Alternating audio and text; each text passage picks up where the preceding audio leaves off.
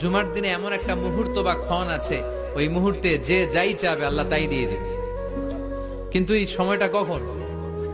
এক একজন এক এক কথা বলেছে। কেউ বলেছে দুই খুতবার মাঝখানে খতিব যখন বসে ওই মুহূর্তে, কেউ বলেছে নামাজের আগে, কেউ বলেছে নামাজের পরে। সবচেয়ে গ্রহণযোগ্য মতামত হচ্ছে আসরের সালাতের পরে মাগরিবের আগ পর্যন্ত, বিশেষ করে ক্বাবলা গুরুবি শামস, সূর্য ডোবার আগের যে অন্তিম মুহূর্তটা, ওই মুহূর্তে আপনি আল্লাহর কাছে যাই চাবেন আল্লাহ তাই দিয়ে আপনাকে ধন্য করে দিবে। জুমার দিনে এমন একটা মুহূর্ত বা ক্ষণ আছে, ওই মুহূর্তে যে যাই চাবে আল্লাহ তাই দিয়ে দেবে। কিন্তু এই সময়টা কখন?